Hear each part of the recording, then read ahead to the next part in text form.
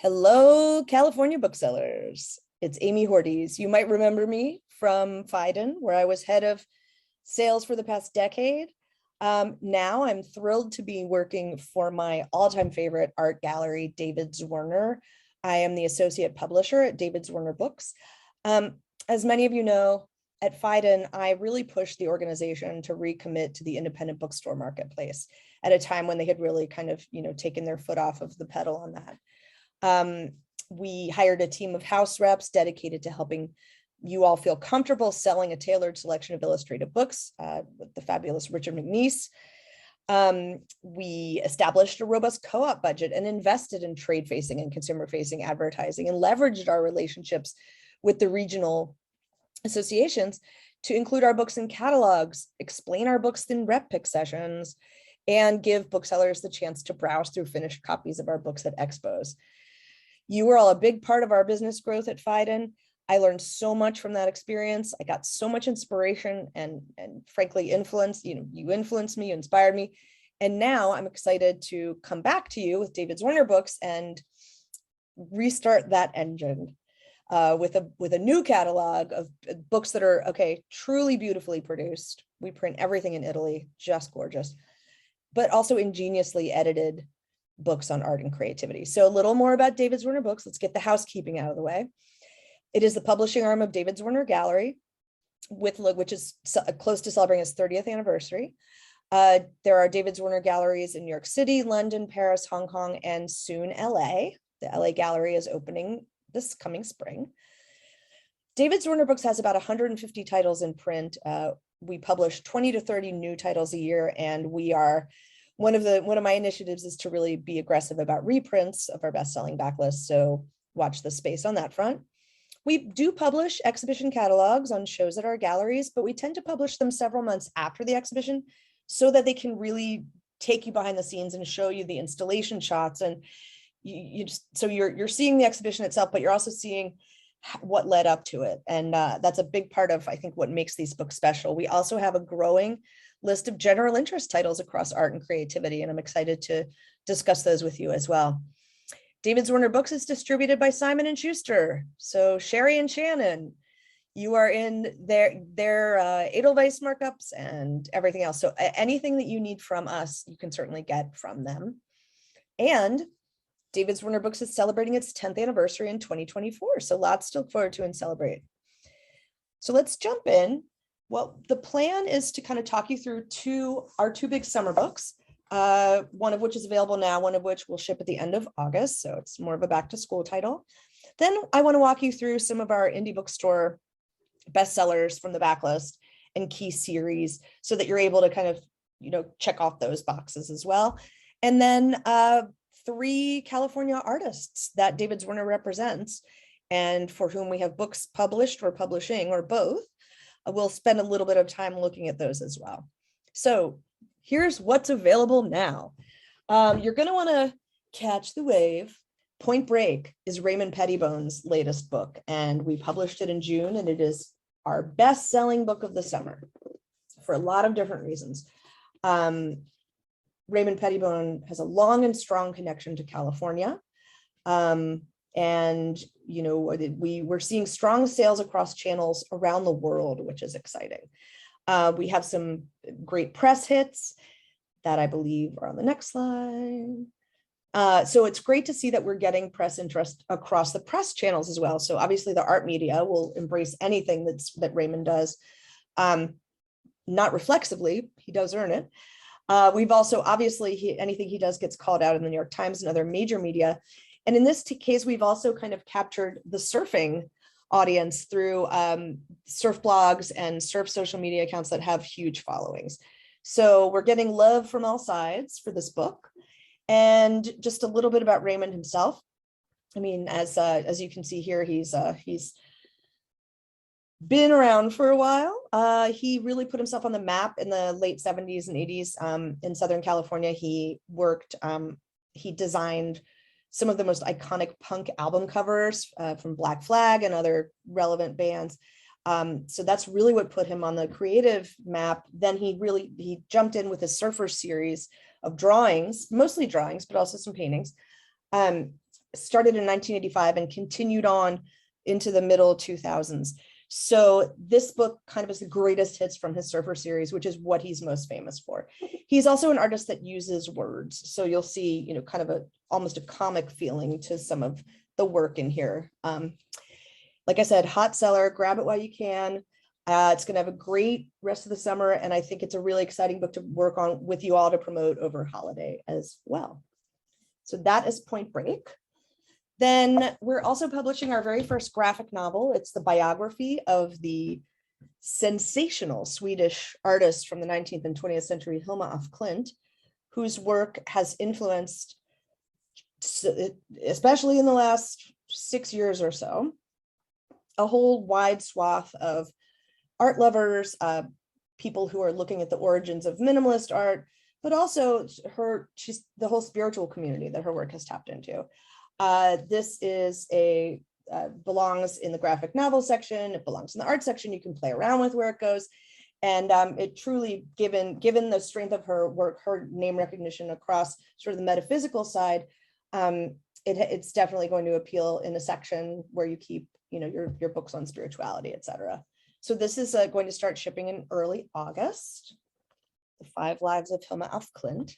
Then I want to talk about the Ekverses series. These are small format paperbacks that are, as it says here, are dedicated to publishing rare, out of print and newly commissioned texts as accessible paperback volumes.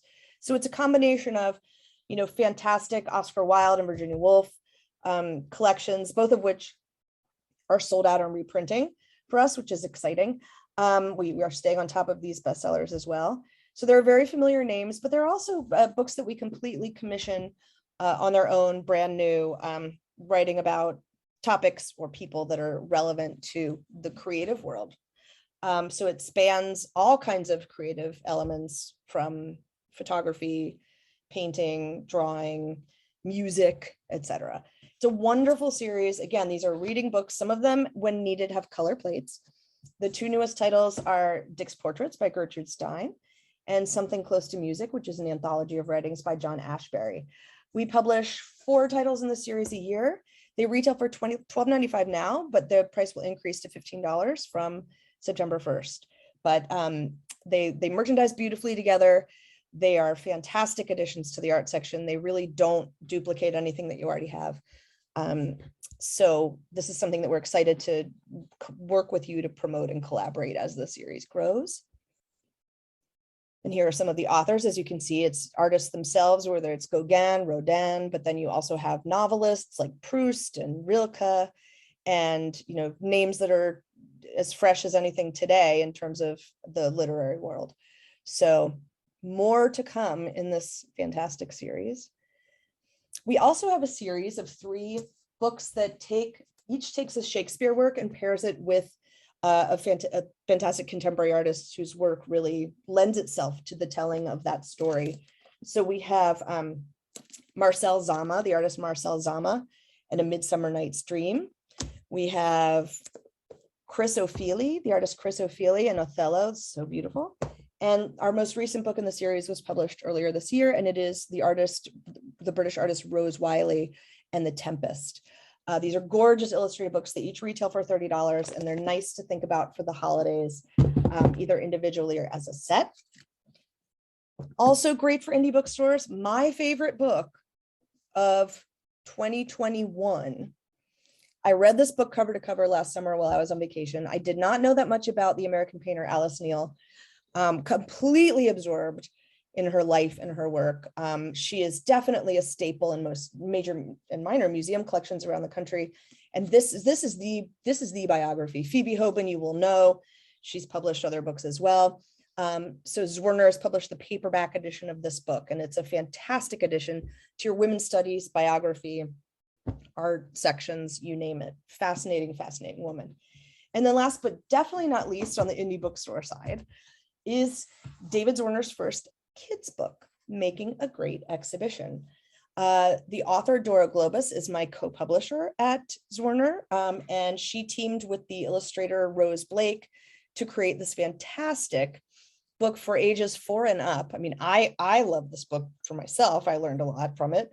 That sort of takes takes readers through like from the sort of the genesis of an exhibition, from conception to creation, to every step of the way. You meet the people involved, and then you see how it opens and sort of how a museum encourages its audience to respond to it. So it's really wonderful. It's the first book in a series. It got a lot of lovely press in the US. I will say that I know that the children's book world, and having launched the list at Phaidon, you know, it's difficult to make a splash with one book, but I have to say this book really transcended that. And we're very, very excited to continue. It's the momentum that it just continues to have, lets us think about ways that we can play with it going into this holiday and beyond. So that's Making a Great Exhibition. Now, 3 artists that the David Zwirner Gallery represents, with incredibly strong ties to California. I'm sure that Ruth Asawa is a household name for all of you, and certainly she was for me. But what I found fascinating was digging into her California history. So she was born in 1926 in Norwalk, California. She was one of 7 children. Her parents had emigrated from Japan, and they operated a truck farm until the Japanese-American internment during World War II. Except for Ruth's father, the family was interned at an assembly center that was hastily set up at the Santa Anita racetrack for much of 1942, after which they were sent to another relocation center in Arkansas. Now, Ruth's father was arrested by the FBI in 1942 and interned in New Mexico. She didn't see her father for 6 years, and they didn't know where he was. So clearly, you know, this had a huge impact on her childhood. And what I find fascinating is her take on it. She said, "I hold no hostilities for what happened. I blame no one. Sometimes good comes through adversity. I would not be who I am today had it not been for the internment, and I like who I am."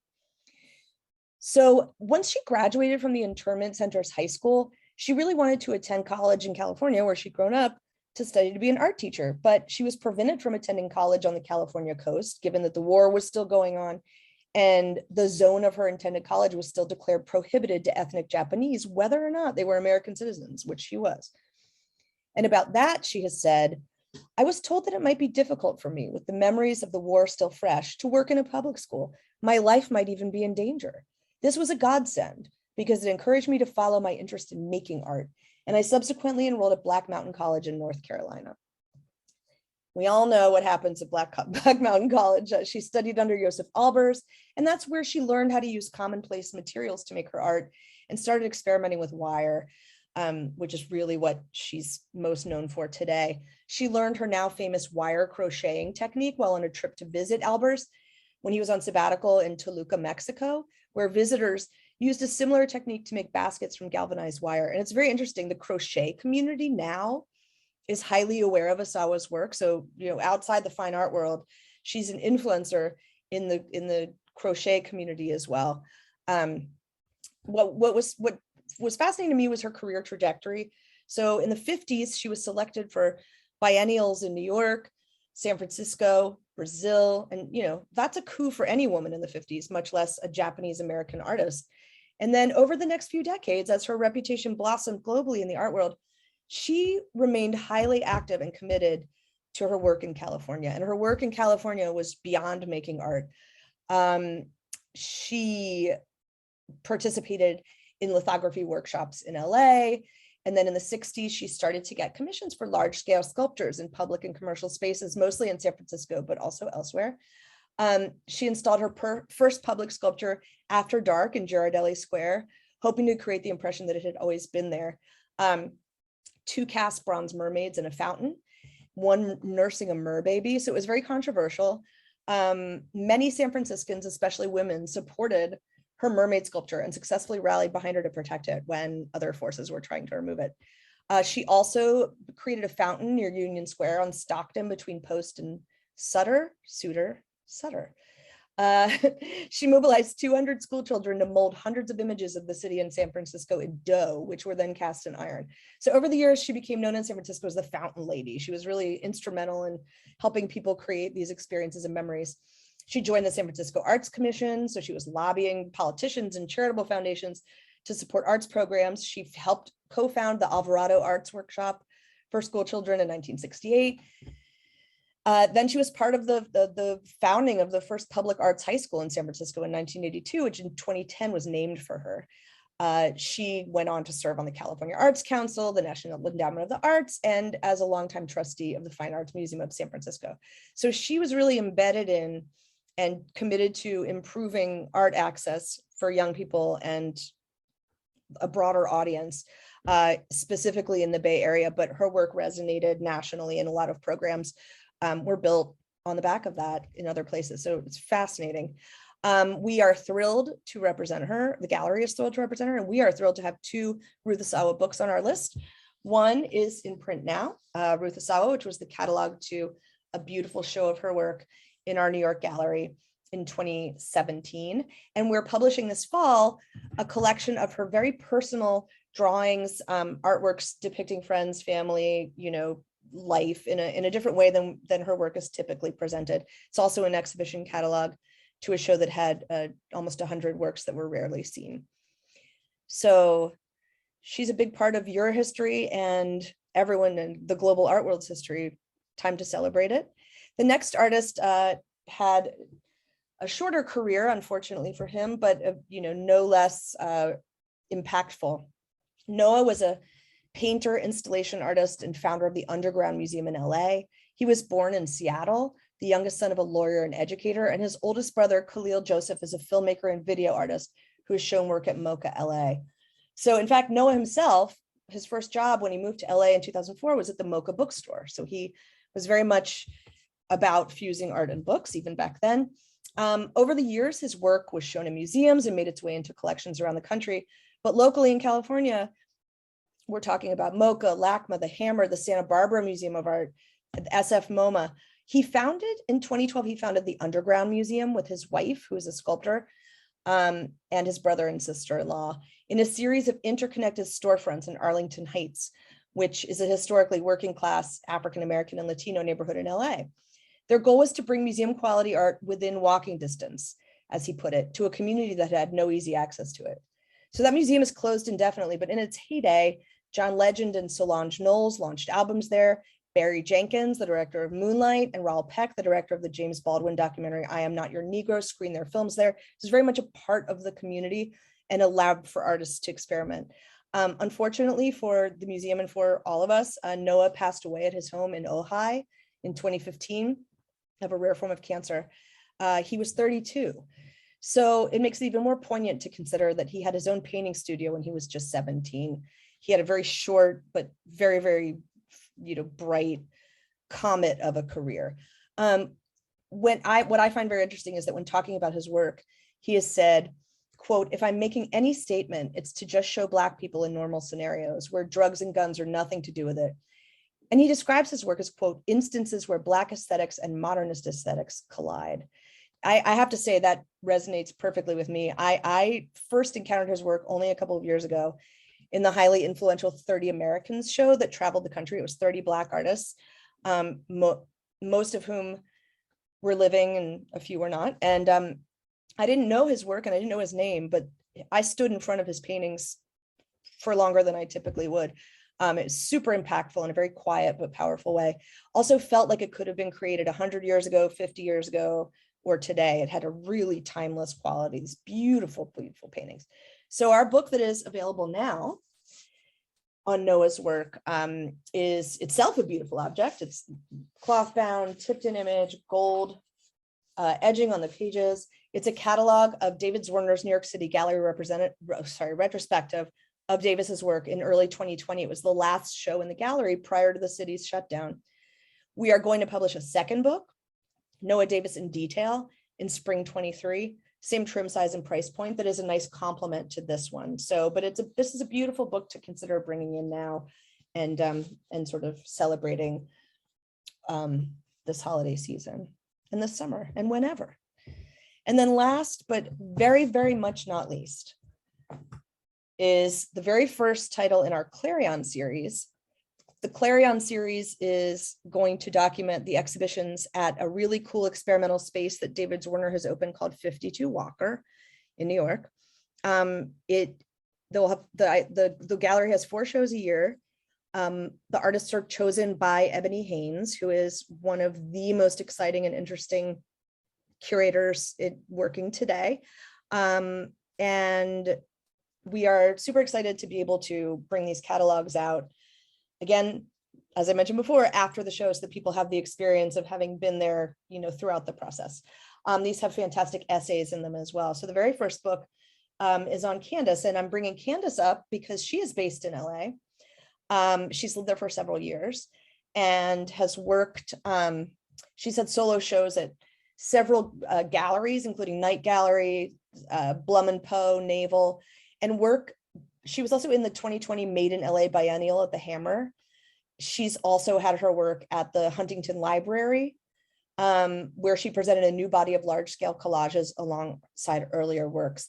Other group exhibitions that have included her work were presented by the Wignall Museum of Contemporary Art in Rancho Cucamonga and the Underground Museum, as previously mentioned. So she's definitely she's part of the LA art scene in a really fascinating way. The book itself is this beautiful leatherette bound, very cream colored with black stamping and black page edging. These are very elegant books that are going to require hand selling for sure, but they're absolutely worth it. And I'm going to hand over to my colleague, Joey Jyoung, who is a California native, both Northern and Southern, if that's even possible. She's done it all. And for her take on Candace's work as included in the book. Yeah, I had the pleasure of attending the opening of this exhibition. It was really amazing. She's really thinking about like the body and physicality in multiple media. She's thinking about it in collage and sculpture and video and performance. And it's all really interrogating race, sexuality, nationalism, authority. And she's a beautiful artist. Yeah, I personally love the collage effect of the work that I saw. And dance is the whole dance is a big influence on this particular body of work. And the combination of these beautiful collage images of dancers from throughout, across different performances from different periods and times and races and everything, coupled with these beautiful images of the body interacting with plants like you see here. It's really, really gorgeous work. And it's gorgeous without being extremely provocative in a negative way. It's just really, really special. And we would love to have her come and stock sign, etc., in your stores if that is of interest to you. So that wraps up our conversation about books that are available now or coming very soon from David Zwirner Books. The last slide gives you a little snapshot of what we have in the pipeline for fall, including brand new books that examine Dion Arbus's critical reviews over the years, William Eggleston's Outlands work in a beautiful format, Bridget Riley, a wonderful new monograph on her work. And then we mentioned the Ruth Asawa that's also coming this fall, and then our Ekphrasis series titles. But you'll be hearing from me about all of that at your fall rep picks moment. But in the meantime, please hit up your Simon & Schuster reps for information. Hit me up. Anna's going to share, Kaliba's going to share my email address with you. Joey, wave Joey. Joey is determined to give you all the best support that we can. So thank you very much for this opportunity. Again, hope to see you guys in Sacramento, or maybe Joey will see you in Sacramento. And it's all terrific work, guys. Have a wonderful rest of your summer. And it's so nice to not see you again, but know that you're there and watching this. Take good care.